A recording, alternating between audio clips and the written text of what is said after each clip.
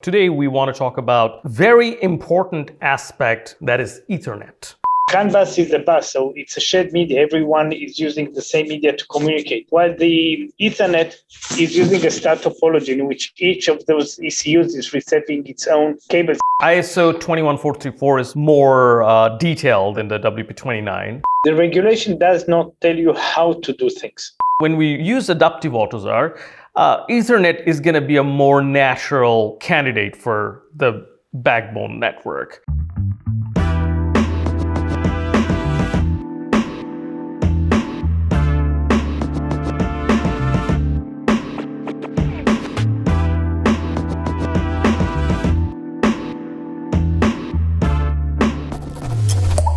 Hello and welcome back to Matrix Tech Talk. Today we have another automotive cybersecurity super episode. This time for the second time with Gilad Bandel from Arilou. Gilad, thank you so much for being with us for the second time. I'm super excited to have you in the show. How are you doing today? I'm doing fine, thank you. Actually, I enjoyed very much our previous session, and I was looking forward for this one as well.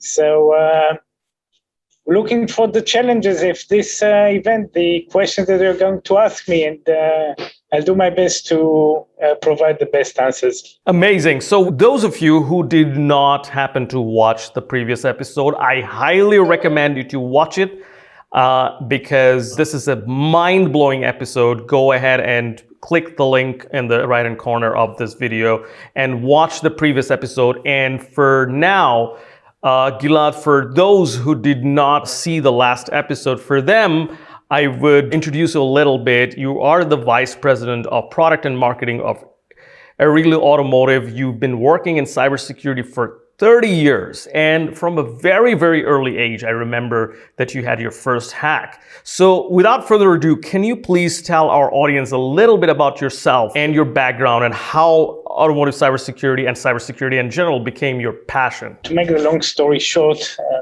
started actually computers when I was a teenager at the Israeli Weizmann Institute of Science. I had to break into the mainframe, so the scientists that I was working with will be able to gain access to the full capacity of that computer and not time sharing with the other scientists. So I apologize for the other scientists that did not enjoy the computer at those times.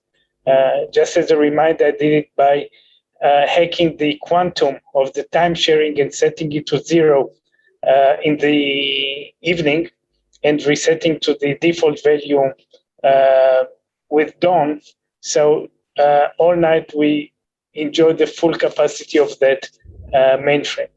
Further on, military service in a computing unit, many years in the Israeli high-tech. Gilad, can I interrupt you for 1 second there?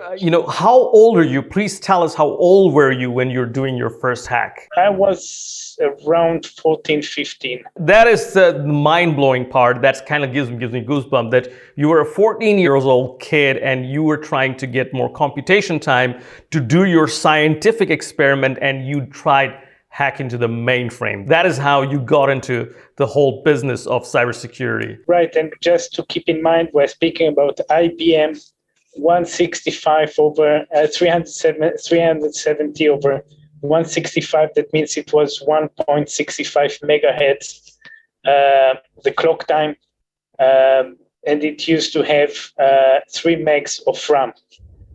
So you imagine what was the computing power then and how valuable this resource was. And the fact that we work in combinatorics and we used to do computation of very long numbers, quite complex calculations, very accurate calculations, brought us to the need to have huge computing resources. And necessity is the mother of all inventions. And we didn't know by then that we were doing a cybersecurity, and we didn't know the words hacking, and we just did what we had to do to make things work. Only many years later, I got acquainted with the other terminology of cybersecurity, which now are common language.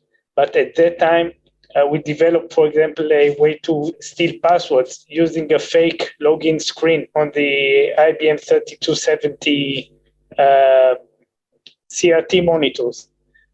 Just faking the screen that looks like the login screen. The user would enter the username password, we would record it, and then fed back to the real login screen saying that it was the wrong password. We didn't know that it's called Trojan horse. We didn't know that it's called fake login. We didn't know all those terms. Or the term phishing. And the term phishing, there wasn't so much email by then, but similar things. There were some types of communication. So yes, we did some groundbreaking activity there. And since we were lucky enough and fortunate enough to have the access to this computing power, enable us. It wasn't only me. There were quite a few kids there that did some amazing things, but we didn't know that we're doing amazing things. Only many years later, I understood that we did some groundbreaking activities that only 10, 15, 20 years later became well-known and well exploited by many other people. So yes, we did some quite amazing things there. And I learned a lot. Until today, I remember when we do some automotive cybersecurity attacks or other cybersecurity attacks that we look at the attack scenario and the kill chain and how to detect it and how to prevent it. I remember that we used to do some similar things in a much simpler way by then when I was very, very young. So I took a lot of knowledge, information, and experience from those days, and I use them till today in the day-by-day work in the automotive cybersecurity field. Fascinating.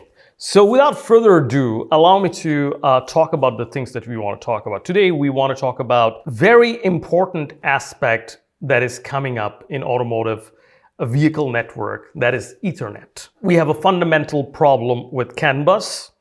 There was no security thought when CAN bus was invented, was built, was engineered. It's a beautiful protocol, but security was not thought about it. Now, let's start with this.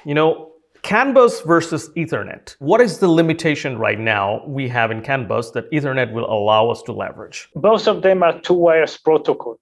But if we look at the protocol, this is where the similarity ends. If we compare the networks, so CAN bus is the bus, so it's a shared media. Everyone is using the same media to communicate. While the Ethernet is using a star topology in which each of those ECUs is receiving its own cable. So there is no need for bus arbitration. You cannot block the bus, so there is no bus. If we look at speeds are around 101 gigabit per second on the Ethernet. If you compare it to CAN bus, it's a few hundred kilobit per second. And if we go to CAN FD, 12 megabit per second. So it's very, very slow network compared to the Ethernet, which is very, very fast. You cannot transfer video over CAN bus. There was another protocol called MOST. Automotive Ethernet can do both signaling and can do media, no problem. Let's look at the payload size. The data length on CAN bus is 8 bytes. CAN FD is 64 bytes. So yes, that's much more than 8 bytes, but it's nothing compared to the 1500 bytes of the payload length in the Ethernet. So you don't need to do fragmentation. You don't need to do all kinds of tricks and have a transport protocol. So there is the J1939 or the CAN bus TP transport protocol, which enables sending long packets of information over CAN bus, very complex. Ethernet out of the box, 1500 bytes. CAN bus does not have any authentication, any identification of the source or the destination. You just have a message ID. And the message ID more or less says to whom this message or what is this type of message. So you cannot tell who sent the message and to whom it is destined. Compared to this, the CAN bus has a source MAC address, a destination MAC address, and it's very, very clear who sent the message and to whom it should be delivered. So we can identify the source and the destination on the Ethernet. The most important thing is the higher layers of the protocol. CAN bus is very, very simple. Like you have a message of 8 bytes, that's it. You have CAN TP that I mentioned before. You have UDS, you have SAJ 1939, which bit more complex. SAJ 1939 is more advanced, but still very, very simple things. Let's look at the Ethernet. In Ethernet, we have Ethernet layer 1 and 2. And now it's not about Ethernet only, it's all the stack. So you have layer 3 IP, can be IPv4 or IPv6. You have layer 4, the transport protocol, which can be TCP or UDP. And on top of it, we have application layer protocols. Some of them are automotive protocols, which are built for automotive, such as SAM IP or DOIP, UDP and them. And some of them are generic, which exist in the IT world as well. ARP, DHCP, IGMP. So those are just some differences between the protocols. We can speak later of the implications and what needs to be done and how does a protection system would look like in order to analyze, inspect, and protect a vehicle running with Automotive Ethernet. Last thing about it is how OEMs are going to implement Automotive Ethernet. We see two approaches. One of them, the conservative one, keeps the CAN bus as a backbone and adds some islands of Ethernet, for example, for the media infotainment system. Others, more advanced, take the Automotive Ethernet as the core, as the backbone of the vehicle, and keep some islands of legacy protocols such as CAN bus, LIN, FlexRay. Ultimately, I believe that the whole industry will move to a uniform Automotive Ethernet end-to-end, and all the old protocols will disappear in a few years. So I hope that gives you an overview of how we see Automotive Ethernet vs CAN bus. Absolutely, that does help indeed. So it's interesting that you said that automotive CAN is going to disappear in few years. The development projects that we're involved in at Matrix, all of them are CAN. The vehicles that's going to come out in 2025, they're doing CAN. The trend does not look like. It's a logical thing to do to move to Ethernet. But we can go to the reasons. The reasons are simply that you have to create new platform software, platform issues. You have to kind of re-engineer the whole thing. It costs a lot of money. You have invested, you have a running system which is running. That is one reason. So do you really think that it's going to be in a few years, or will it really take a decade or two to really move to Ethernet? What's your feeling about it? When I said a few years, I didn't mean a couple of years. I meant quite a few years. First of all, if we look at the OEMs geographically, in Germany, we see companies moving much faster. So they are adding Automotive Ethernet, and yes, as a core architecture with islands of the old protocols. If we look at other countries, China is also advanced, moving one step behind Germany. Other things are other territories, other countries are, as in general, less enthusiastic to move to it very fast. So Japan, the US are not going to be the first ones. In terms of the thing that it takes, any communication, networking revolution takes a decade, takes 10 years. If you look at the move from frame relay to Ethernet, from a landline to cellular, it takes about 10 years. So CAN is here to stay, and for many years. It will not disappear altogether. Today, if I need to play safe on a design of a vehicle, I would do it with CAN because Ethernet is still new. But if I want to be creative, I want to have new capabilities, new features, add connectivity of the vehicle, do more V2X, do more automation of the vehicle, automated driving. All those things required an infrastructure which would be flexible and strong enough to provide the feature that we want, the capabilities to make them happen. And CAN bus is limited. Yes, you can prolong the life of CAN bus going to CAN FD. It's faster, longer message, but it's not as close as needed to Automotive Ethernet. So for the long run, I don't have any doubt in my mind that the industry will move in a graduate fashion. Some will do more revolution, some will do more of an evolution phase, some more conservatives, some less conservatives, but eventually it will move.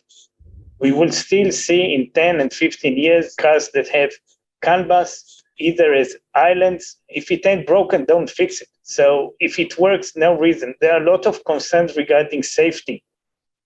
Can speak about threats on the automotive Ethernet. So it comes with a lot of new nice things and capabilities and infrastructure and application layer protocols, which are very advanced, that you can do a lot of them, like subscribe and notify, multicast, things like this, high speed, you can do video on it.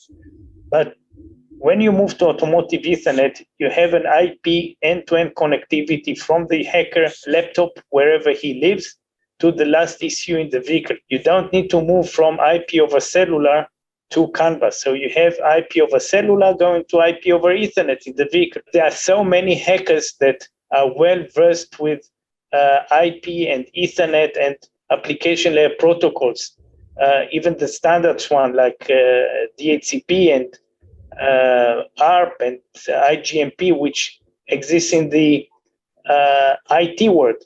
Even those which are automotive are very similar in concept of service-oriented architecture to those in the IT. So they come with a lot of knowledge. Add to it the fact that it's new software in the vehicle. New software in vehicles spells bugs. Bugs means vulnerabilities. Vulnerabilities become exposures that can be used. So there is a game here between the very exciting new things that we want to do with some associated risks that need to be mitigated. So yes, don't stop. Move to automotive Ethernet, but do it carefully. And if you want, we can speak a bit about the mitigation methods that can be addressed. Keep in mind that in addition, there is regulation. The UNECE WP.29, United Nations Regulation 155, speaks about cybersecurity. So it's not the safety 26262 speaking about ASIL B, ASIL D.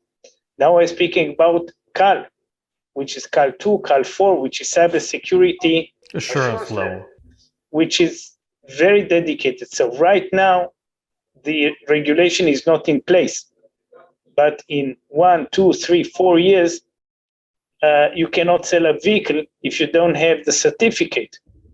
And you must go through a process to gain the certificate in terms of the design and the planning and the implementation of the vehicle. So you follow the ISO 21434 and more, ASPICE. There is a lot of work here in the cybersecurity. And luckily, till now, there weren't any real events. So we are a bit ahead of hackers in terms of the damage that they do. And we cannot stop. We need to be one step ahead because we see what happens with the IT industry, in which you have ransomware and information theft and penetration and damages to the industry. If you look at the IT, worst case, you lose information, you lose privacy, you lose money. But on the automotive industry, it's about safety and reliability. This is about human lives. It's about damage to property. It's real things.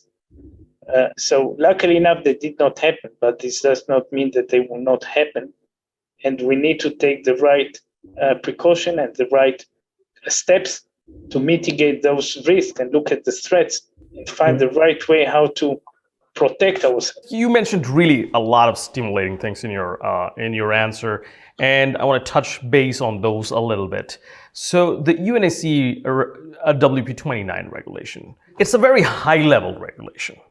I mean, ISO 21434 is more detailed in the WP.29. It will mandate certification, as you have said. So why do you think the manufacturers using CAN protocol as the backbone network of the vehicle will not be able to certify with UNECE regulation? A few things regarding how I regard this regulation and standard things.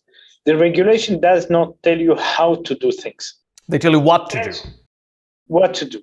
Yeah. Now, there is more than one way to skin a cat. There isn't yet any experience on how the certification bodies, the competent bodies, are going to perform the actual certification process. Now, one thing is clear, there is a very good standard. It's not yet finalized, but let's assume it's nearly finalized, the ISO 21434, which explains how to do things. Not exactly the way, but it gives you the process. So no matter what, you need to follow this process. Doesn't matter if it's CAN bus or Automotive Ethernet. There are many ways to mitigate risks. For example, you can do secure by design. You can claim that my system is secured by design and I do not need to do anything else because I'm secured by design. You can implement secured software development lifecycle according to standards, ASPICE and so on. So then you say, okay, all my software is secured, then I don't need to do anything else. But I prefer a defense in depth approach, a multi-layer defense, because any defense layer can be breached. You can have, for example, a segregated network, and you can use all kinds of security means, but you cannot rely on one security mean. Another thing that we need to take into account, and I'll get back to CAN bus in a second, is that all those means that we mentioned until now are embedded into the system, into the vehicle. In my view, you need to have someone, as you have a guard at the base that guards the base, and he is dedicated for securing the entrance to the base, you need to have a dedicated, devoted, and independent component that will be responsible for detection and prevention of intrusion, namely the IDS IPS. So in my view, I think that this is one of the most important components, because this is the only component that is dedicated to this task and does not have any other tasks. So if you have an ECU which is in charge of the body and you have there some cybersecurity components, hardening, you did penetration tests developed according to the standard, then it's important, it's critical. But it's not that thing is in charge of the body, that thing is in charge of the powertrain. Regarding CAN bus, yes, you can pass the regulation with CAN bus. Yes, you can pass it with Automotive Ethernet. There isn't any place in the standard in which you say, dear OEM, we respect whatever you did until now, but your CAN bus does not comply to our needs, standards, and regulations. Kindly please remove all CAN bus components from your vehicle and use Automotive Ethernet. It doesn't exist. So yes, you can pass with CAN bus, but still, if you do it with CAN bus, you can do some better approaches or some less advanced approaches. For example, if you have one CAN bus for the whole vehicle and the OBD for the diagnostic can connect to that single CAN bus, you are wide open for any attack. If you have a gateway and the gateway segregates the CAN bus and keeps a connected CAN bus for the IVI and telematics, while the security, more secure and safety critical ECUs such as the powertrain, brakes, and so on are on a separate CAN bus, then you created some protection between the connected and the safety critical components. You can do a lot of things with the CAN bus. You can have a network segregation in which you place the connected ECUs on one CAN bus and the safety critical such as powertrain and brakes on another bus, and have a secure gateway in between. You can connect the OBD for the diagnostics on a separate connection, and you can authenticate, and you can send only allowed messages like a firewall of CAN bus. Got it. You can do authentication on CAN bus using protocols such as SecOC, or you can use the alternative that we provide with CAN Press and Canticate, which are products that we offer. So authentication is security tools that are provided. So Gilad, can you tell me a little bit about your tools for authenticating and sending secured messages through CAN bus? How is your tool different from SecOC based approach? We have actually three products which are combined. The basic product is called CAN Press. CAN press performs CAN bus compression. Got it. The way that we do the compression is by compressing only the payload, not changing the frame format. So that means that you don't need to change anything in the gateway, and you can implement it only on participating ECUs. So you don't need to have all the vehicle turned over because you added these capabilities, software-only capability, no additional hardware, but for sure no additional wires. Now, with this compression, we reach an average of about 50% on the payload. That means that if the payload of the CAN bus is 8 bytes, we actually free on an average 4 bytes. Going to the cryptographic thing, that means that we have now free half of the payload for a digital signature. So we can add a digital signature on those extra 4 bytes that we just freed. That means that we use the same bandwidth. We do not add to the bandwidth utilization of the CAN bus by performing a combination of compression plus digital signature for authentication and freshness of the message. If we compare it to SecOC, then SecOC sends for every message an associated message, which includes the digital signature. That means that practically it doubles the traffic on the CAN bus, which is already loaded as it is. So in some cases, it's not practical. In addition to authenticate, you add delay because you need to receive the original message and you need to receive the second message. So there is an additional latency added here. In the benefit of the SecOC, I can say that the fact that they do not change the original message and you can do without the authentication, so you can still send the original messages as they are, and you can decide not to authenticate. And if you have testing equipment, that you do not need to have the special software which is decompressing the compressed message. So there are some values to our solution. There are some values to SecOC. Both of them provide authentication, and each one of them has a price tag associated to it. It can be additional of software, or it can be additional of bandwidth. So you need to decide what works best for you. Let's move to Ethernet security a little bit. So how would Ethernet be more secure, and what kind of solution do you provide for Ethernet security from your company? Not everything comes necessarily from our company. There are more solutions. So you can use something which is called MACsec. MACsec is a layer 2 cryptographic encryption and authentication mechanism in which the whole network needs to support it. And it provides a more secure channel between communicating devices. Just as a notice, the fact that there is a secure communication channel and there is some low layer authentication of the communicating party does not mean that compromised ECU will not transfer malware over a very secure channel. So the fact that the channel is secured is an excellent thing. I do not think that it's a bad idea to have a authentication and prevent tampering with the transport layer or the network layer or the data link layer.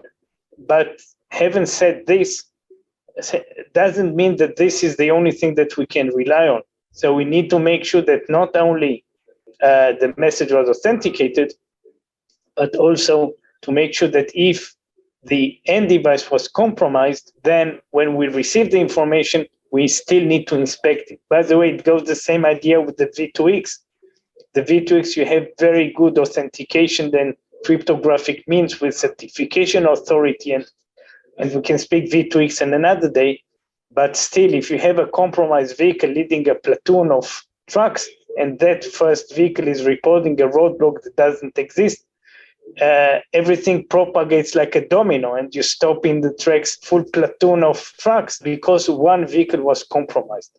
So let's return to the Ethernet. So let's call it, for the sake of simplicity, IDS, IPS software. So that would be a software which will normally reside in a gateway, but not only. It can be in a domain control, it can be in the computer car, it can be a distributed architecture in which this type of software resides on many ECUs, and Ethernet traffic needs to be inspected to provide security, and it needs to be inspected on all layers. So you cannot inspect only the Ethernet or the IP. You need to inspect from the data link layer all the way up to the application layer. Important thing to mention is the fact that we have an Ethernet switch in the vehicle through which all traffic passes. That means that some of the inspection can be done in hardware, can be done by something which is called TCAM and Qs, which is a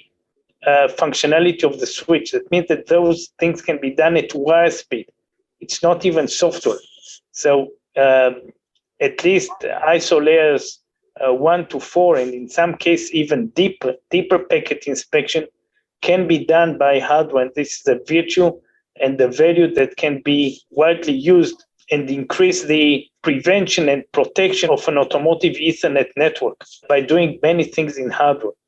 The more complex things which require deep content inspection, required stateful inspection, required time domain correlation or operational correlation need to go to the CPU.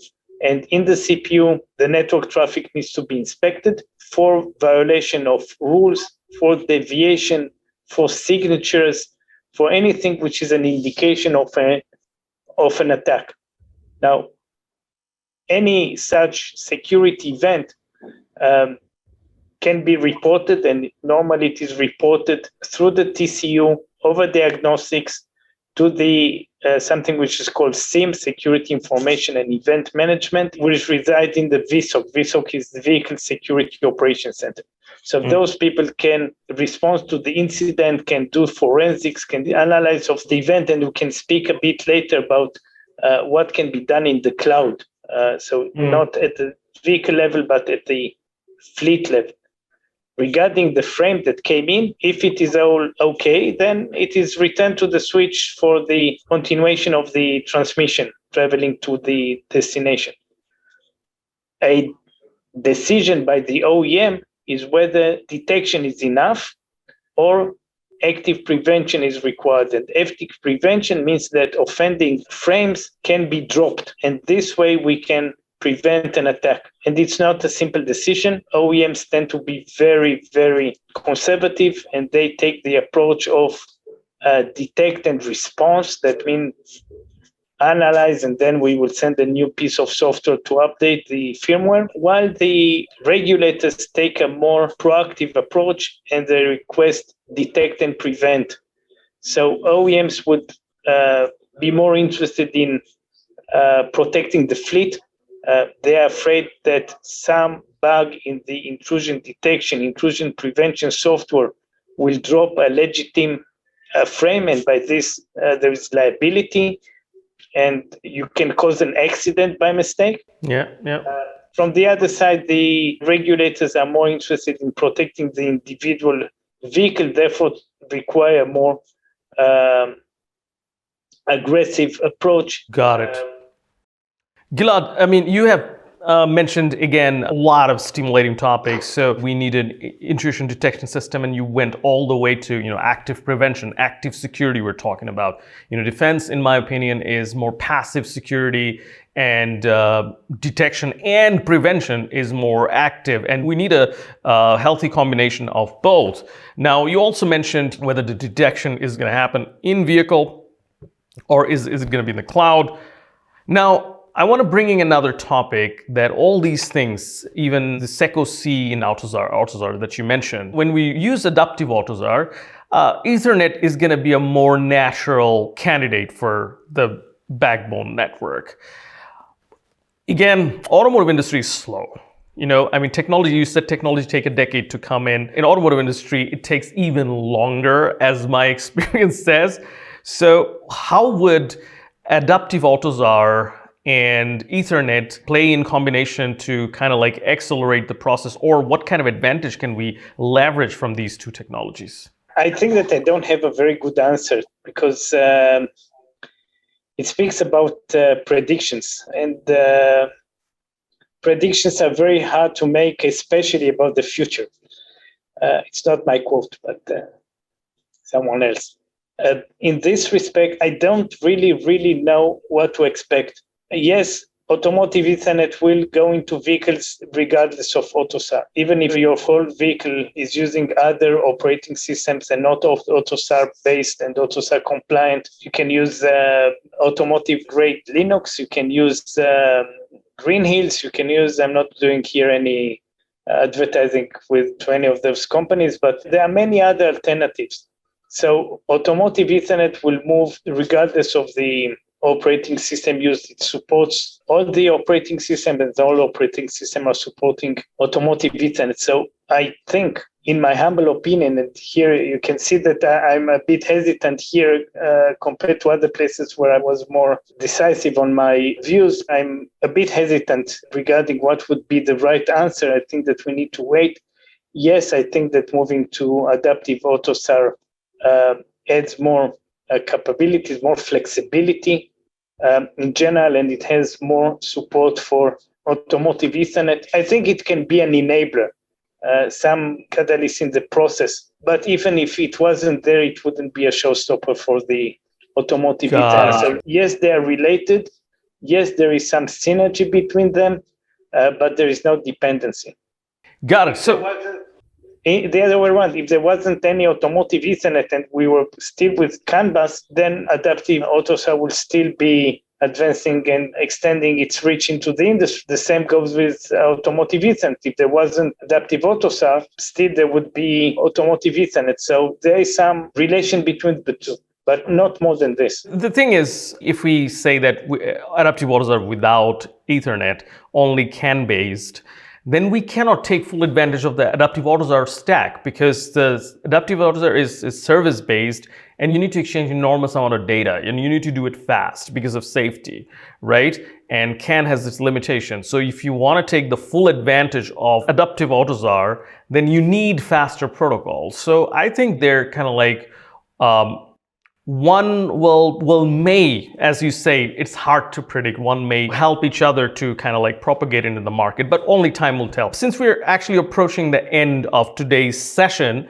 I want to ask you one last question about, we have tons of viewers or listeners who sometimes ask me the business case of automotive cybersecurity, monetization models. So can you tell us some of the monetization models for our audience, some ideas? What could be monetization models for automotive cybersecurity? It's an excellent question. And it's a very hard one. And there is no simple answer to it. There isn't a return on investment model on cybersecurity. This is some type of insurance.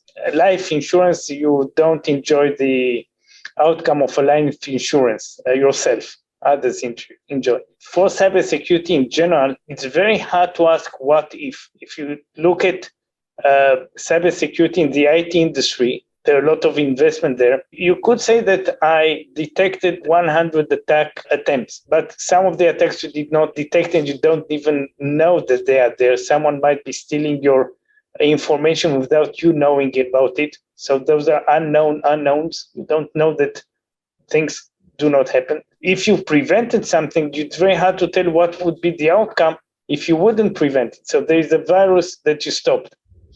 Nice of you. What would happen if that virus would attack the organization? What would be the damage? So it's very hard to quantify. The same goes for the automotive industry. It's very hard to quantify the return on investment on cybersecurity, and it's very hard to answer where should I invest more. Do I do network segregation, or I do secure by design, or I add an intrusion detection? Do I go to intrusion prevention? So this is the complex story. The simple story about it is you won't be able to sell a car. So the return on investment is very simple. So it's not against the risks which are posed by the attackers, but more by the regulator. So if I'm looking at the regulation, you must have a cybersecurity program in place. Otherwise, no one will sign you a certificate. So it's not because I'm afraid of an attack. I would be very much like to work in an industry in which responsible adults are looking at the threats and the industry embrace them, and actions are being taken based on professional views. But this is not the case. The case is we have a regulation on our head. Without it, we are not going to sell. What is the minimum investment that I need to do in order to pass regulation? Unfortunately, that's the case. Yeah, I agree with you. That's the case.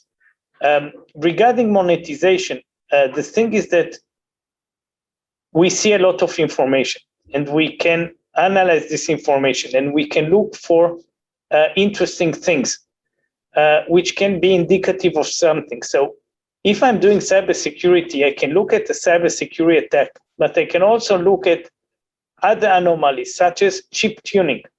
So if someone did some chip tuning and destroys the car, and 1 week before the warranty ends, return to the original value and present the car to the near workshop and say, this car is a wreck, please replace the engine.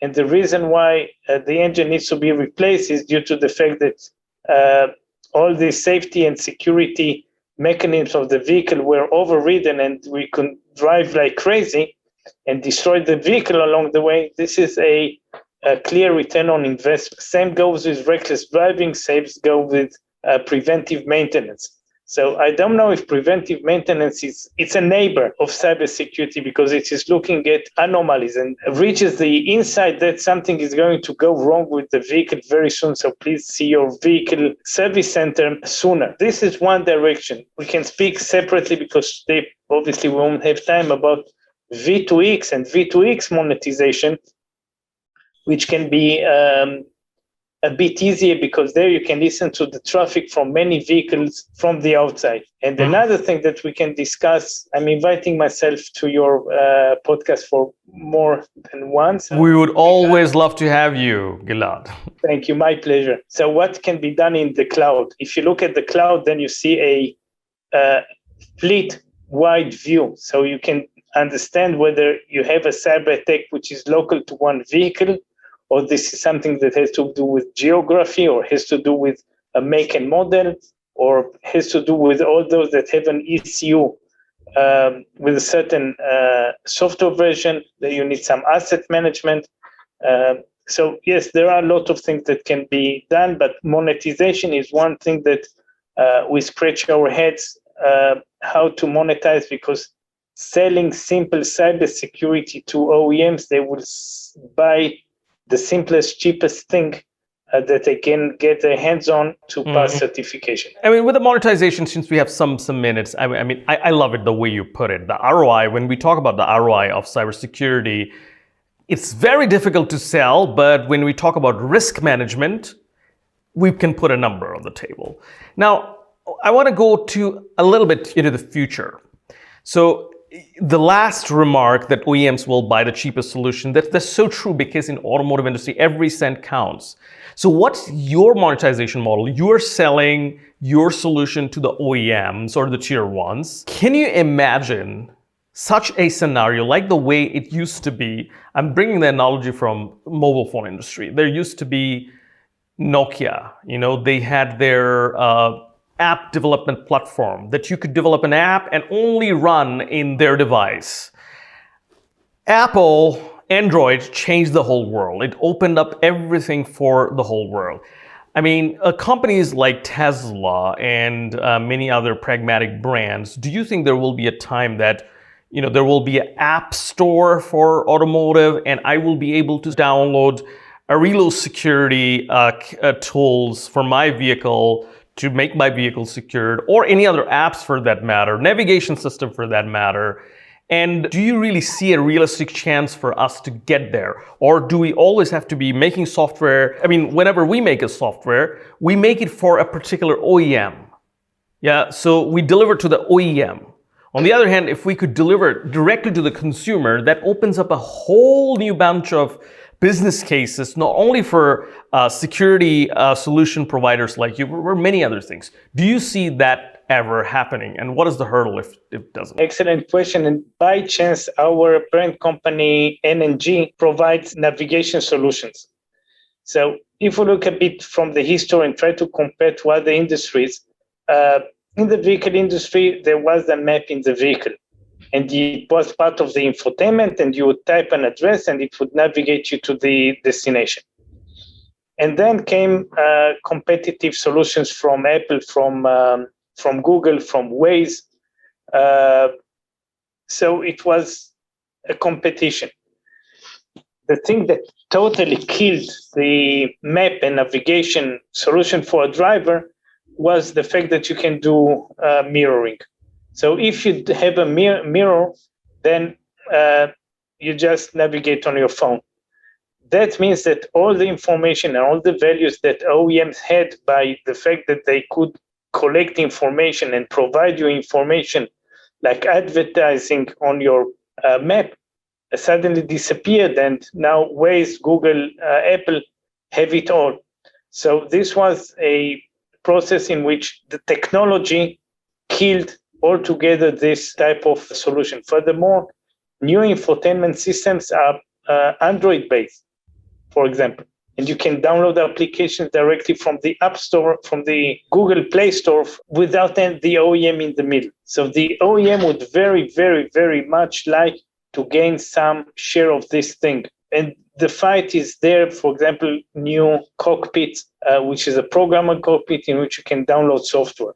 The fact that with Tesla, you can download software that change your vehicle behavior. And Tesla is a computer on wheels, and it's an upgradable computer. The OEMs are trying to fight back. I think that they did it a bit too late. They weren't aware, they did not react in time, and they lost the battle here. It's not 100% lost battle, but the way that I see it for the long term is that your phone is your computer phone. I see applications that will have communication between the vehicle and your phone. One of the things today that the infotainment system has the benefit, the fact that it's connected to the vehicle. So on the same screen, you can see engine information and map, and the phone does not have any information about the vehicle. So it doesn't know. The idea is that eventually this information will be available to the phone, and the phone will have access to vehicle information, and the applications will be applications that will run on your phone, and the screen in the vehicle will be just a monitor mirroring duplicate of the phone. That's quite unfortunate for the OEMs, and I know that OEMs are trying to do a lot to gain this value back because they're losing a lot of money on monetization. Totally. I mean, I think if Tesla becomes like, you can download apps and change your vehicle behavior, this is not only, seeing something in the screen with your app. This is more than that. You're actually upgrading your vehicle. And in the end, if we look at history, it is the platform provider who will win. Companies like Nokia did not win the battle. The people who opened up for everyone, like Apple and Android, who opened up for anyone can put whatever they want, they own the battle. So I'm really curious to see how the future will go. Like you said, nobody can predict, and I cannot predict. We're almost approaching the end of our allocated time today. Gilad, it was lovely having you. Thank you so much for your time, your valuable insights, and we'd love to have you again in the show. Have a great day. Thank you so much. Thank you very much, and I'm looking forward for the next time. It's a pleasure for me. Thank you so much for watching this episode. If you've liked it, please feel free to smash the like button and subscribe to our channel. And if you have any questions or comments, please feel free to write in the comment section. I would love to answer this question, and in some cases, I would definitely also get back to Gilad for answers. So please write in the comment section. Thank you so much for watching.